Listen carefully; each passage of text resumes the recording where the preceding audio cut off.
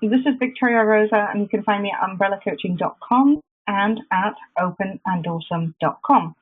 And today I'm going to be co-hosting a very special interview together with Miguel Vagalume, who you see on screen, who, among other things, has translated The Ethical Slut into Spanish. Hello and welcome. Today we're going to be interviewing the well-known and great Janet Hardy. So she's also known as Catherine A. And she's the author or co-author of The Ethical Slut, but also a myriad of other books on many topics, of which she'll more later. And among them about polyamory, open relationships, BDSM. So thanks a lot for joining us today, Janet. Absolutely. A pleasure to be here. So The Ethical Slut has been translated into Spanish just this year, and Yes. It's been making a real hit.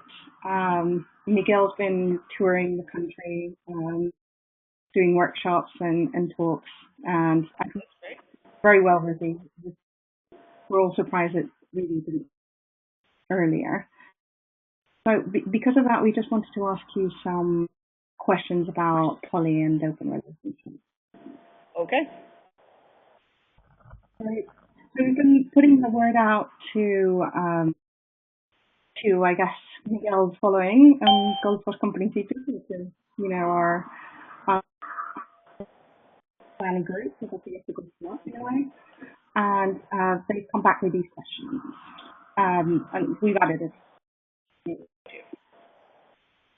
So the first question we've got is, what would you say to someone who's considering poly, but they're not completely sure it's the right thing for them?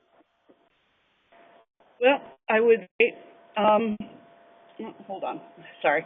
I would say that if you're considering doing poly because there is something wrong with your relationship and you think that poly will fix it, that's not going to work out too well. The time to take on poly is when your relationship is feeling pretty secure and you've got all, or at least most of your other issues kind of under control, because poly tends to magnify any relationship issues that are already happening. So, if it's kind of like having a baby to fix a relationship, it doesn't work too well. Becoming poly to fix a relationship doesn't work too well either. That aside, if you're a person who is comfortable with multitasking, with doing a lot of things at once, and if you're a good communicator, then you're probably a pretty good candidate to try poly. If you're not those things, it might not be the best fit for you. Okay, so if you're not a multitasker and a great communicator, and your relationship is fine. Yeah, poly is not a thing that you bring in to fix what's broken. It's a thing that you bring in to enhance what's already working reasonably well. Okay, and what would be your advice for somebody who's a monogamous relationship and want to go into poly or an open relationship, but their partner isn't 100% on board? The tricky part, there's a whole chapter in The Ethical Slut about that situation of one partner who wants to try poly and the other partner who's not sure. And the real challenge of it is showing the less interested partner what's in it for them. I mean, it's going to be hard work, and we don't want to minimize the fact that this is a difficult transition. And you'd better be pretty sure that it's worth it before you take on what may be a big challenge.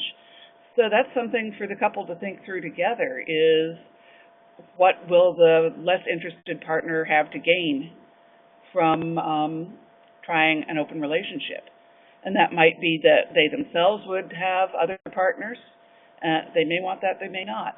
Or it may be that they get more time to themselves, or it may be that the partner who's out there being sexual with other people will come home kind of sexy and lit up with more energy to bring into the relationship, or it may be that there's a particular kind of sex that one partner wants and the other doesn't, and poly is a good solution to that because it gives the partner who's less interested a way out of having to do this kind of thing that they don't want to do. Can you hold on for just 1 second? I need to reset something here so that I don't keep cutting out. So just take a moment. Okay, that's all right.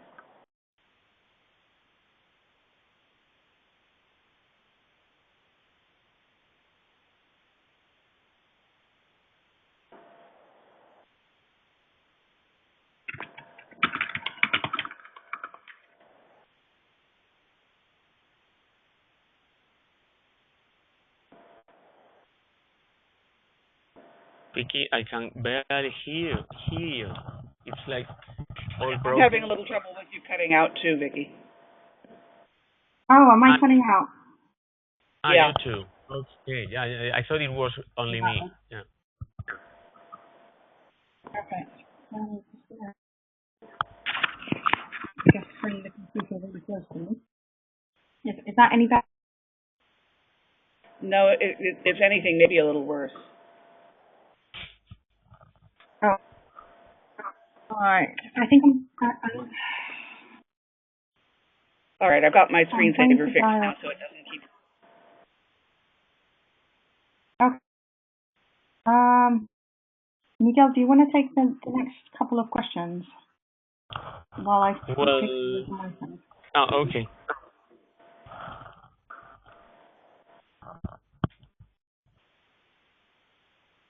So I'll carry on, so we don't have to wait for Vicky, and then Sure, when she joins, then we carry on with another questions.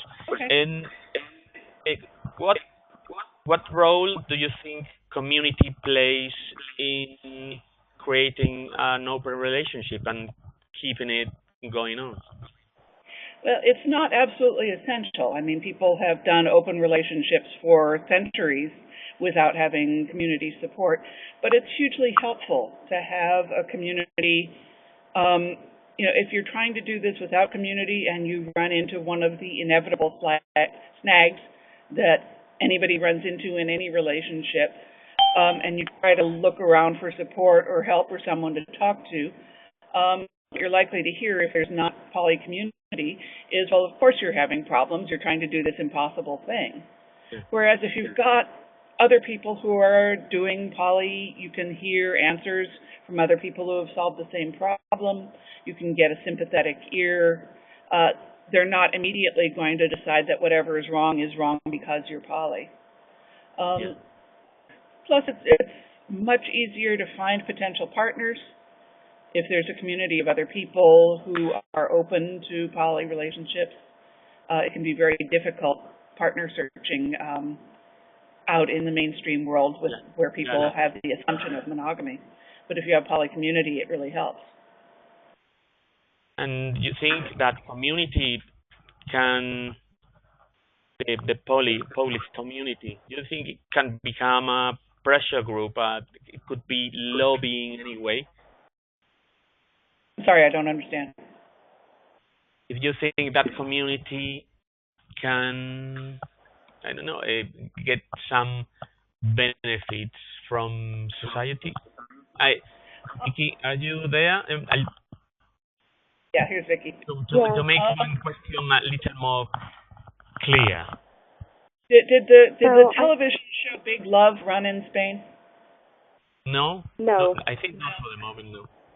Okay, it's an American television show about a Mormon polygamous family with one husband and several wives. And it was really interesting because it was the first time most of us have seen a multi-partner relationship in which people have fights, people get unhappy, because, that happens in all relationships. But because there's this community around of other Mormons who believe in polygamy, The expectation was that if you have a fight or you have an argument or an unhappiness, you figure out a way to fix it, just like you would in a monogamous marriage. And so when you have this expectation that poly is possible and desirable, then it gives you an incentive to resolve your problems instead of assuming that you've tried something impossible and failed and walking away from it. So that's one of the things that community can offer, is a sense that what you're trying is possible, because you can look around you and see other people doing it.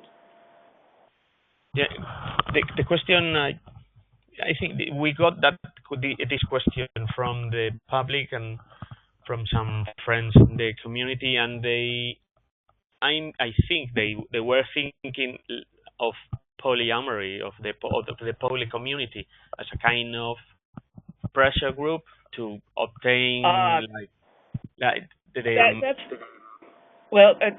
not pressure to be polyamorous whether you want to or not, or pressure to be polyamorous in a particular way that the community approves of. Oh no, I think more in terms of activism. So do you think that the poly community can become a pressure group to the government, or for any kind of like a lobbying group? Yeah. Yes, we saw it happening in Canada just a couple of years ago. You might look it up. There was an effort, a successful one, to outlaw multiple partner living together relationships in an attempt to dissuade some of the religiously based kind of misogynist polygamous families that you see in different religious groups. But they kind of, I don't know if this translates, threw out the baby with the bathwater. The law would also outlaw poly groups. And there was a great deal of pressure brought to bear by the poly community on the government. It didn't work, but it did pull everybody together and did give the public a chance to look at the possibility that multiple people can be together romantically and domestically without it being destructive or non-consensual. And would you have any advice on how to get to that point, to be able to pressure, to make some pressure? Well, I would start by recommending that anybody some people are not going to be able to be out about being poly. They might have sensitive jobs or small children at home that it would put their parenting at risk. But a lot of people are able to be out about being poly without putting anything huge at risk. And I would say that anybody who can be out about poly should be out about poly, because the more visible we are, the more people understand that we're out here doing this and we're doing it in a good way and it's not harming anybody and it's not being destructive towards us, then the better understanding there will become. There were studies here in the U.S. About gay marriage that showed very clearly that the single factor that made it more likely that someone was going to support gay marriage was whether they actually knew gay people. And in the same way, if someone actually knows poly people, they're going to be more likely to be supportive of poly-oriented political issues. So that's number one, is to be out if you possibly can, and form community, find each other, and keep a watch on the news, see if there's stuff coming up that could possibly be anti-poly, and then band together to see what you can do about it. I don't know enough about how the political process works in Spain to go beyond that, but those are the starting points. Yeah. Okay. Yeah. No. At least it was good to have just a starting point that helps a lot. And I don't know if you have in the States the same thing, that young people under 30 are getting more conservative than the Some are, some are not. Yeah, and here in the U.S., when I speak to young audiences, I've gotten to where I assume that there are second generation and sometimes even third generation poly people in my audience, because we have children and grandchildren of hippies who did free love the first time around. Well, not the first time, but the most recent time around. And so these are often kids who grew up in poly households. Often they seem to know as much or more about it than I do because they came to it organically, whereas I had to learn it the hard way, bit by bit, later on in my life. So there certainly is a new wave of conservatism here as well as there. Here it seems to be mostly driven by fundamentalist Protestantism, and there I'm guessing it's probably driven by Catholicism.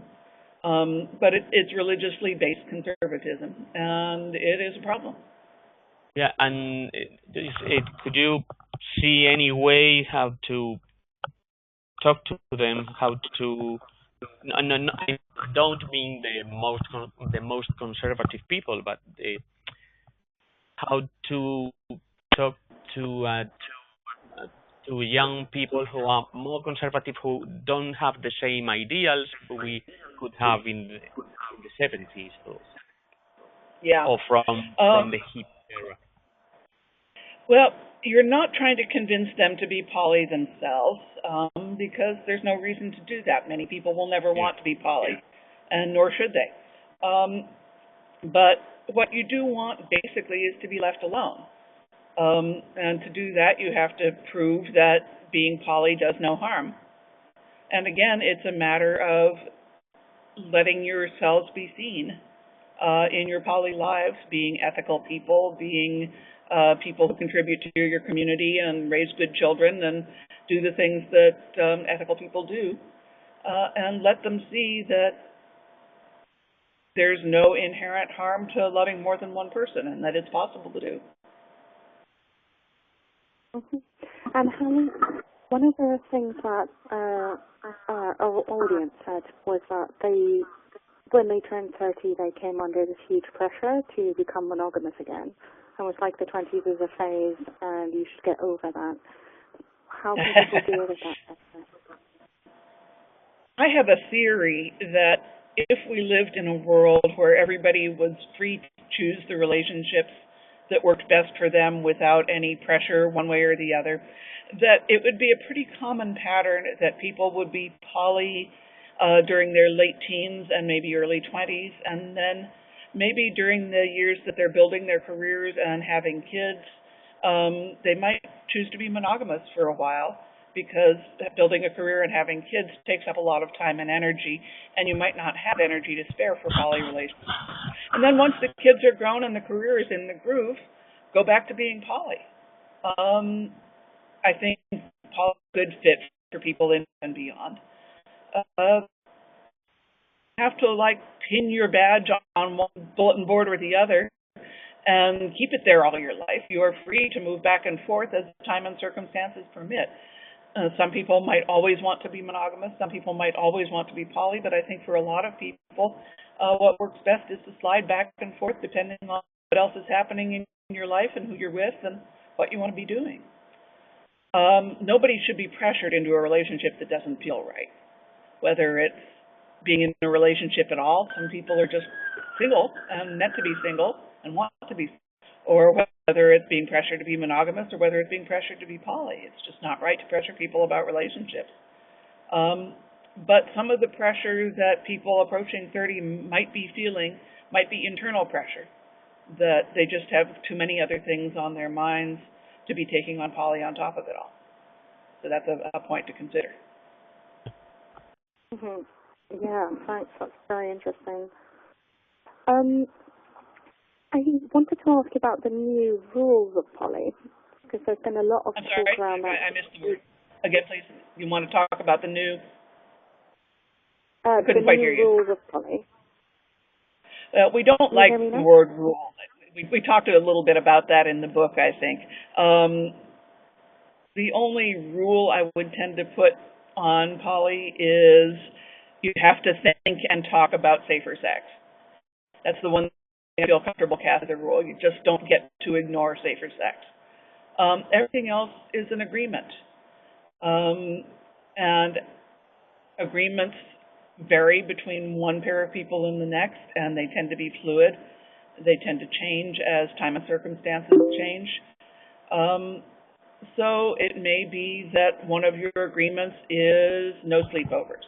That was an agreement that I had in one of my long-term poly relationships, that as long as the two of us were at home together, neither one of us had a sleepover with any of our other partners. That's not a rule. I mean, nobody, God is not telling me no sleepovers. It's like he and I talked together and decided that sleepovers would be more pain than pleasure for the two of us, and so we just made that agreement. Had we stayed together, it may be that agreement would have changed by now. I don't know. We had an agreement. He didn't like to see me kissing somebody else on the mouth. It was uncomfortable for him. So I agreed not to do that where he could see. And then later, it got to be less painful for him, and so we eased up on that agreement.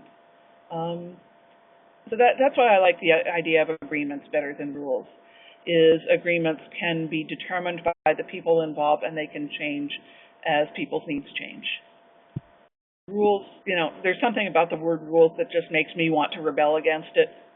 Maybe that's just me, but I'm not good with rules. I'm much easier with agreements.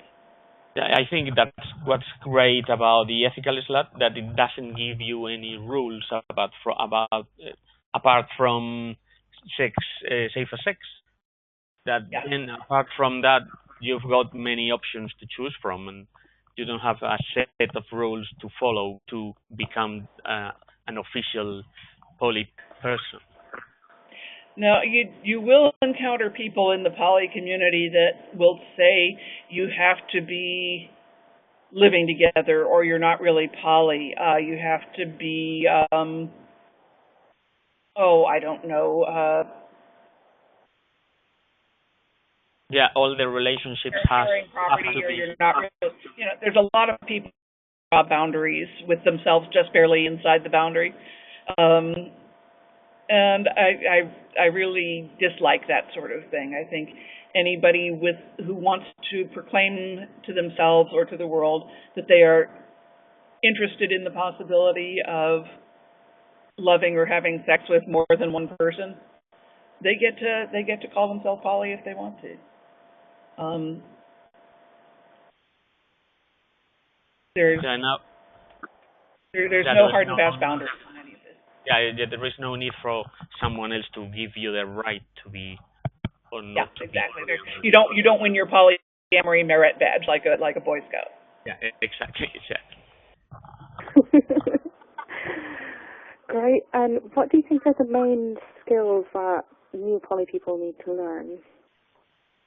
Well, I think most poly educators would say communication, but I'm going to back that up a step. I would say self-awareness. I mean, before you start communicating, you have to know what you want. You have to know what your feelings are, what your needs are, and then you have to be able to communicate. But all the communication skills in the world are not going to do you any good if you don't know yourself well enough. Mm-hmm. So first self-awareness and then the communication attached to that. Yeah. So communicating with yourself first and then communicating with other people. Mm-hmm. Great. And, we're based in Spain. Well, I'm based in London in the UK right now.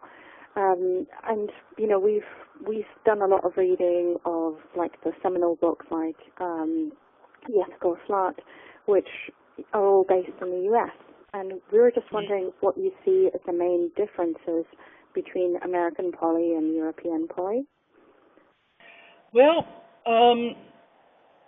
America has this heritage of Puritanism that pervades everything. And, we're seeing it now, of course, most specifically in the resurgence of evangelical Protestantism, which has had a really undue amount of influence on our politics and our social life. And so there's these two opposing forces in U.S. culture between a kind of independent, I'll do it my way kind of feeling, and this puritanical heritage. In the Catholic countries in Europe, I suspect you see some of the same thing, although perhaps not so much with the strong cultural support for independence that we have here. In the northern European countries, certainly in Germany and Austria, of the countries that I myself have visited, they tend to be very open-minded, almost Scandinavian, in terms of how they approach things like poly and alternative sexualities. So I really see a bigger difference between Northern European and Southern European cultures than I do between European cultures and U.S. cultures. Northern European cultures felt much more like what I was used to in the U.S. Southern European cultures felt like they had a little bit longer struggle ahead of them to get as far as the other cultures have come with things like poly. And what do you think would help Southern Europe to go further along the poly line, I guess? Oh boy. You're asking me to speak a little bit outside of my expertise here because I've spent all of 2.5 weeks in Southern Europe. So I think that in some ways you've made more progress in Southern Europe on gay and lesbian issues than you have on poly issues. And it's never a bad idea to look at how that happened. You know, basically the way gay and lesbian stuff goes today is the way poly stuff will go tomorrow. It all has to do with the same set of issues having to do with letting people find their own way and keeping the culture out of other people's business, letting people make their own decisions about how to run their sex lives and their relationship lives.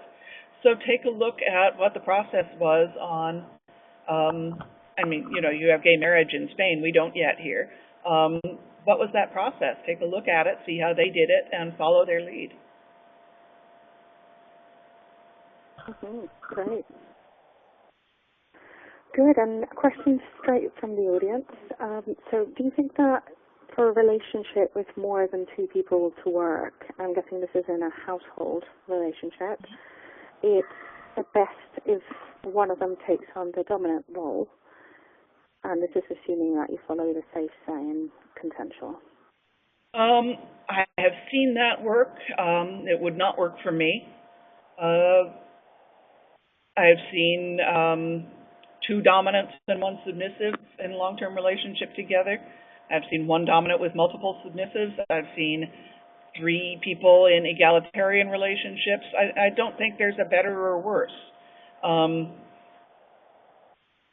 I think for people who are perhaps newer at dominance and submission, it might appear outwardly like because you have one person being dominant, then there will be fewer power struggles and fewer disagreements. That has not been my experience with such things. Just because you have this role of dominance or submission does not mean that people stop having needs or desires. And being told what to do does not make the need go away. If the dominant is requiring behavior that is at odds with the needs or desires of one or more of the submissives, then the problem may be deferred, but it'll be worse when it does come up. So just go into this with the understanding that there will be disagreements. There will be power struggles. There will be things that have to be worked through. There will be unhappiness, pretty much like any other relationship. But because you have more than one person or 2 people, then the number of potential issues tends to multiply geometrically, right? So I don't think there any kind of role or sex play or power differential is going to solve that. I don't think that's solvable. I don't think it should be solved. I think the nature of human beings is that we change, we have needs, the needs change, and we have to stay fluid and flexible. And imposing a power differential on that is not going to help. Yeah, so power doesn't help, just trying to summarize here, and people will still always have wants, needs, and desires. I'm sorry. What? I interrupted you. No, I was going to say, so people are always going to have needs and desires, and a power differential does not really solve the issue. No. Great. And how important do you think it is for parents with non-conventional sexuality to come out to their children? And at what age should they come out? I think it is a process to be approached cautiously. Not because I think it will harm the children. I don't think it will harm the children to know that their parents are poly. I do think that there are external forces that are real. You know, I don't know, again, the situation in Spain, but here in the U.S., people do lose custody of their children if it's found out that they have a non-normative sexuality. They do lose their jobs. I'm sure it's the same there. I would be amazed if it weren't. And children are not necessarily great at keeping secrets. So on one hand, you have this external pressure that can be brought to bear if it becomes known out in the world that you are poly. On the other hand, kids do figure these things out. And sometimes they figure it out wrong and get scared. So it's not a thing that anybody can dictate externally. Each parent has to decide based on their child's age, their child's temperament, their situation. You know, if they live in a liberal big city, it might be safer to be out to their children than if they live in a conservative country town. All of these things have to go into that decision. I think it's realistic to suppose that by the time kids become teenagers, they have already figured out that something is different.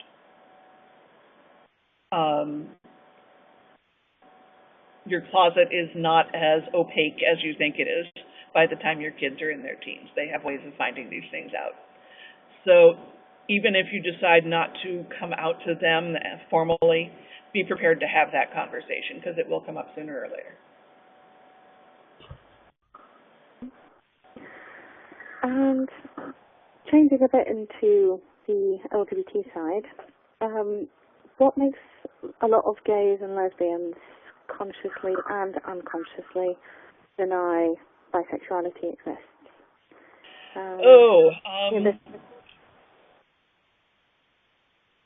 I will tell you my theory. I don't know. I don't know if anybody has ever figured this out for real, but a lot of the politics of gayness and lesbianism these days have to do with the narrative about being born that way, that gay and lesbian people are born gay and lesbian and they can't help it. Bisexuality disrupts that narrative. And since a lot of political issues have been hung on that narrative of born that way, it's easier to deny bisexuality than to accommodate it because it screws up the story that they're trying to tell. I don't happen to think that, I certainly don't think all gays and lesbians are born that way. Whether any are is a question that I'm not qualified to answer. But even if some are born that way, not all are, and many tend to drift back and forth. And when we insist on the born that way narrative as the political underpinnings on gay civil rights, then we're putting all those people who are bisexual or who have gone back and forth or who may go back and forth in the future into their own closets. There was a brouhaha here in the States when the actress Cynthia Nixon from Sex and the City stated for the press that she had chosen to be lesbian. And you can imagine the outcry, because she was disrupting the narrative. The narrative is that you can't help. It's basically basing sexual civil rights on the racial civil rights model of born that way, rather than the religious civil rights model of I have the right to be whatever I want to be.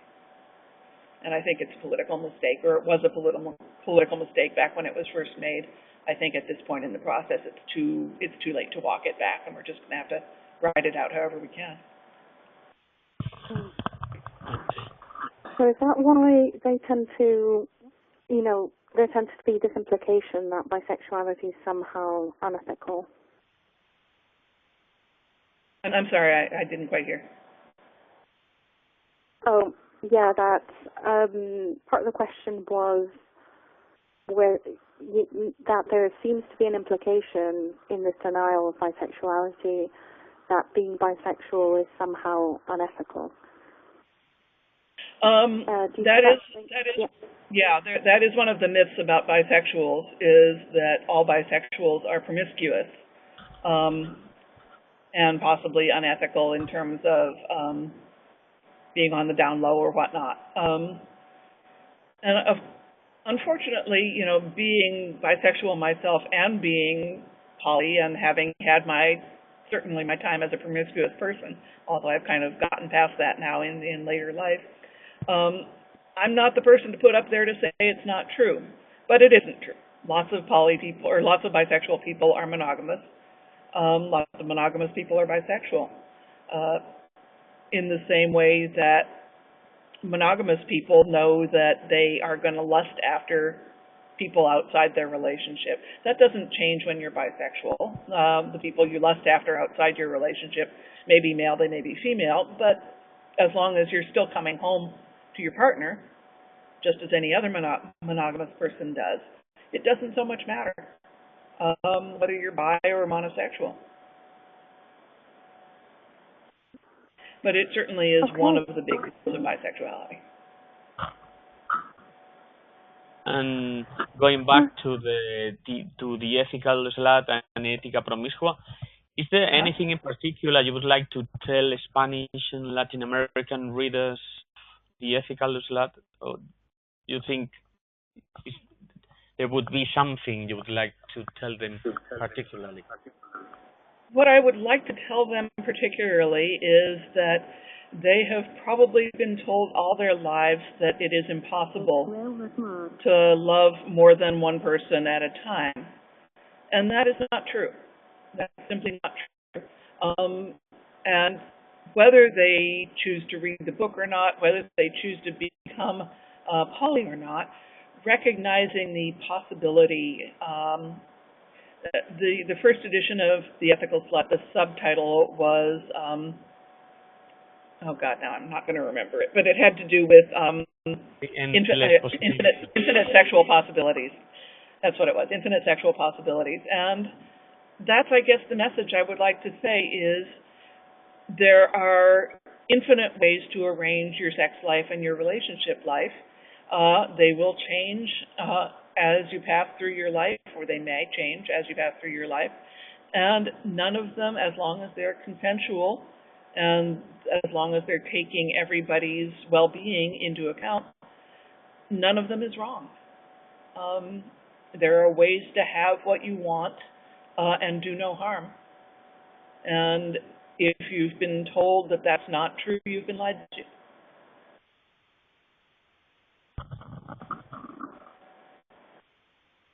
Any more questions? Right. No, I think we're coming round to wrapping up.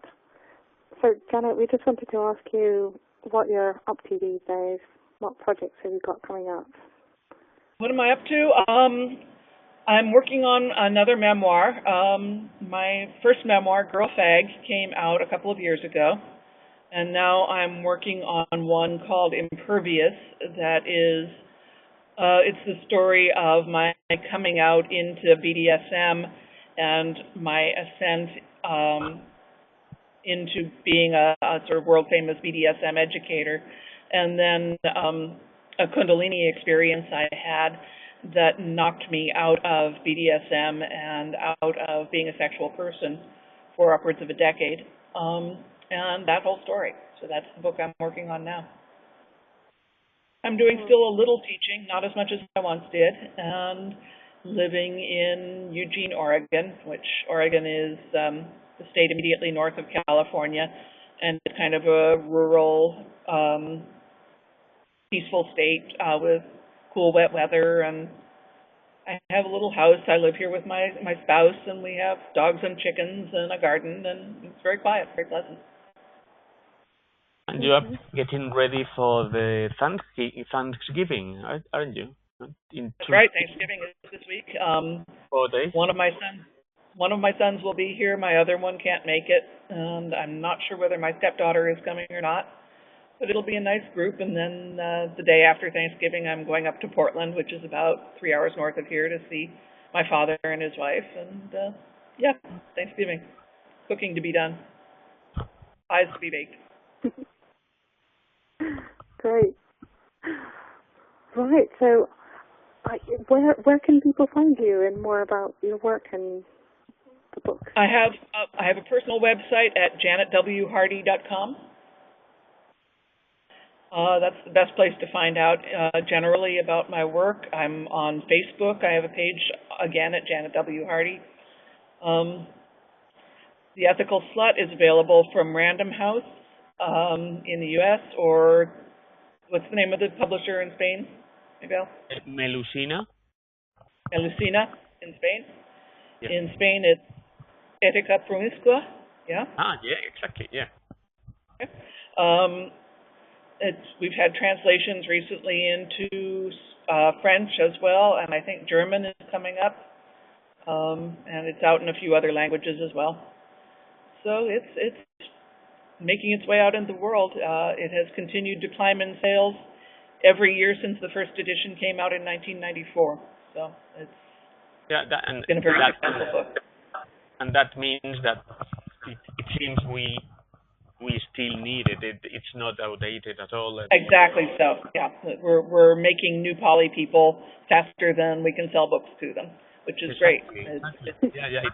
It's great to see that people are still hungry for information and for advice. Exactly. So we had no idea when we wrote the book that it was going to be the kind of success it's been for the amount of time that it's been. Oh, it's also available as an audiobook these days. In English, on audible.com or iTunes, with Dossie and me reading it, so it's our voices. Oh, great. Oh, that's great. I feel like I want to buy it myself now, even though I've got the first and the second edition. That's in time for Christmas. Give it to all your friends. Yeah.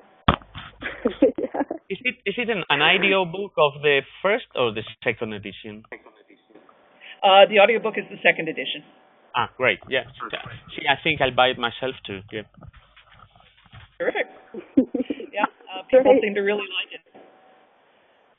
All right, folks, any other questions? No, I think that's it. Do you have any more, Miguel?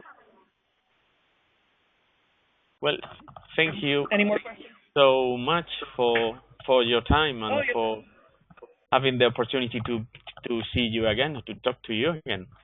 It's lovely to see you again, too. All right, well, anytime I can help out, just give me a call. Great. Thank you. Thanks a lot.